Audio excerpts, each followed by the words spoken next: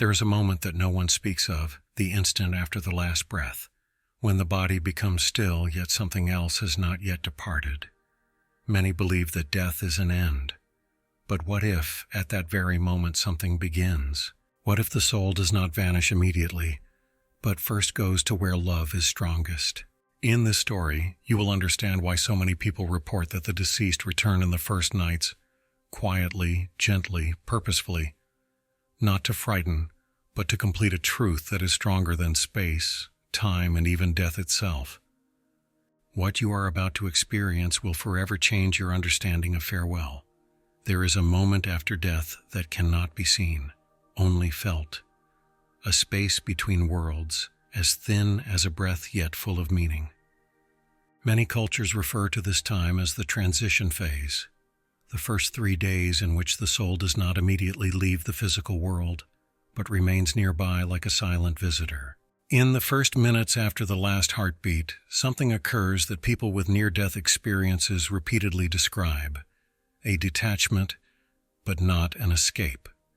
A perception no longer bound to the body.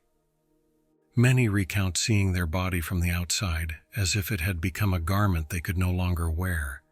It is not a moment of horror.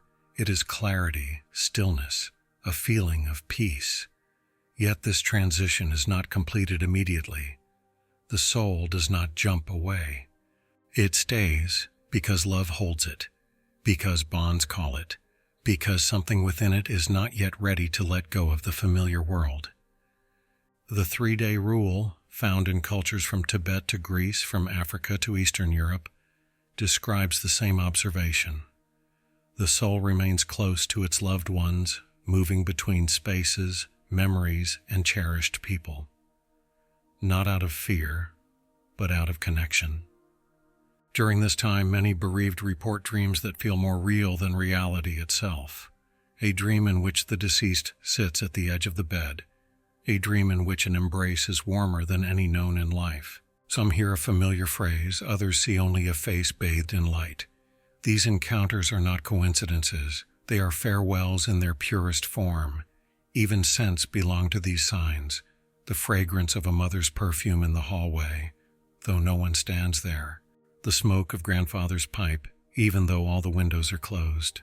The scent of freshly baked bread that a deceased father used to spread every Sunday. Scents are one of the subtlest forms of soulful presence, gentle yet unmistakable.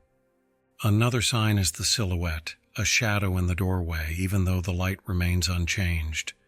A familiar outline at the window, a feeling of someone is there, and you know exactly who it is.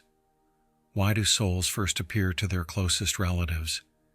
Because emotional closeness is a bridge.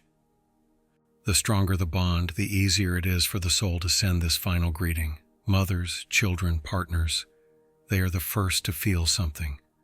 Not because they are more sensitive, but because love opens doors that logic can never touch. These 3 days are not a haunting.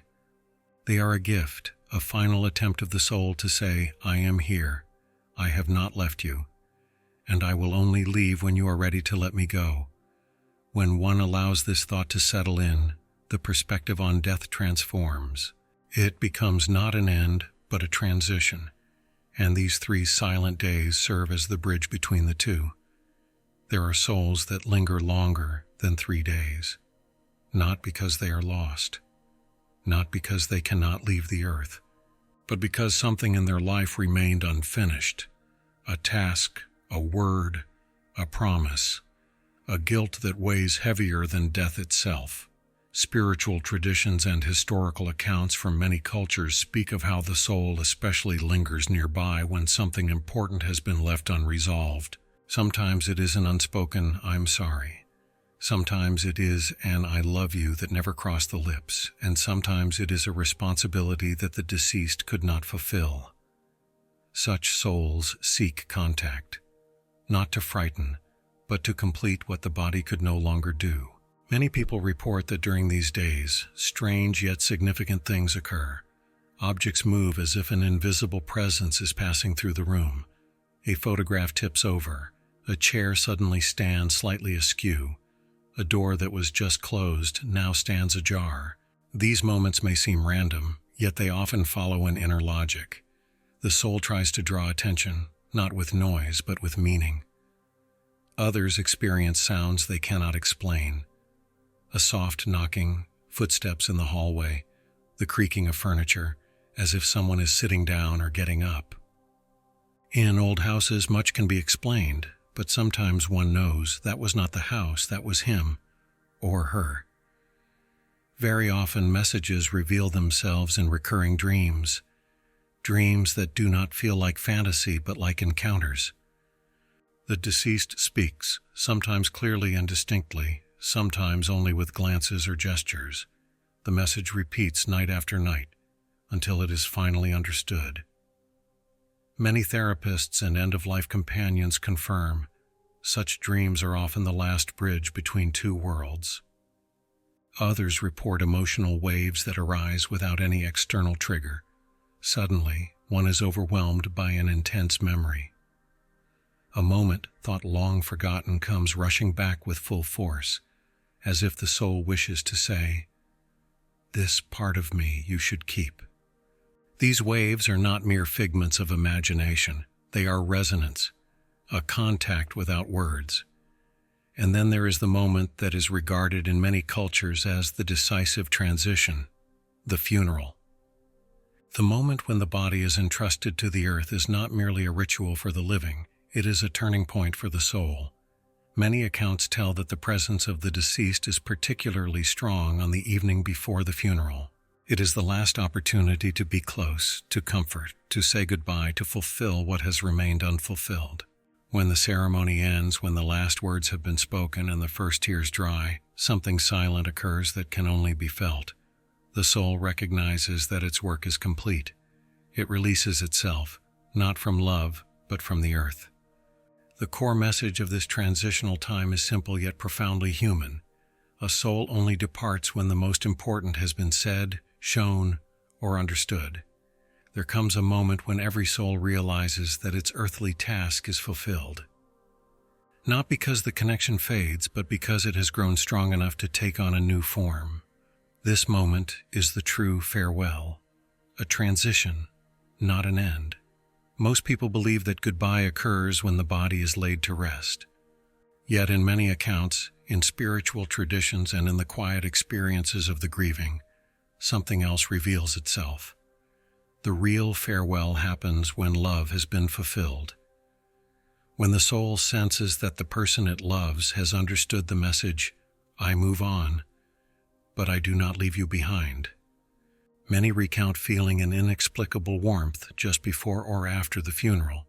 Not heat, not physical touch, but a sensation as if something soft, radiant, is enveloping their heart. Some describe it as hands holding them, others as a wave flowing through their entire being. And some simply whisper, "I knew it was him. I knew she was there." Such moments are not hallucinations. They are resonance, the final emanation of a consciousness that releases itself from the density of the world and transitions into something greater. The soul reveals itself one last time, not to stay but to bless, to affirm that the journey continues and love remains. In many ancient cultures, these signs were never seen as coincidence. The Egyptians spoke of the last light that the soul leaves behind.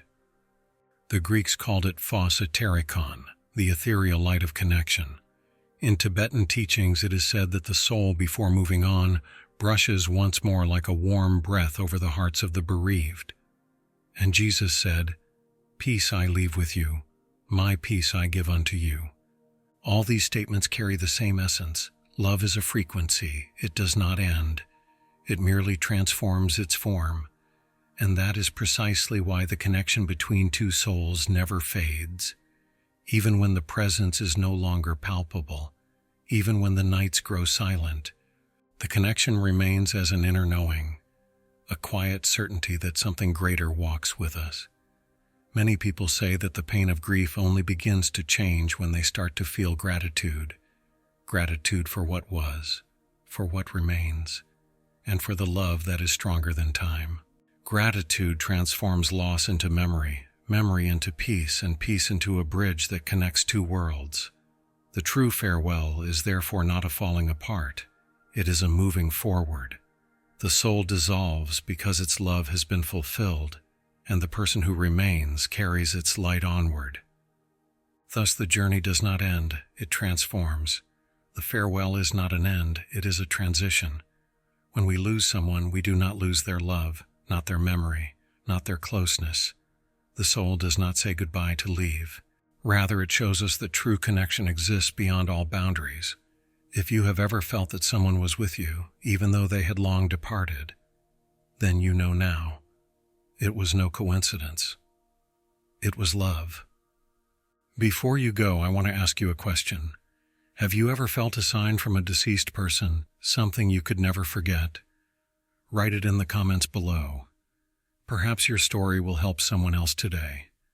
If this truth has touched you, if you feel that this channel opens something within you, then I invite you to become a part of our Zeitgeist community. Subscribe to the channel. Share this video with someone who needs comfort. Together we remind the world that love does not end, but continues to resonate. Spirit to spirit, your Zeitgeist.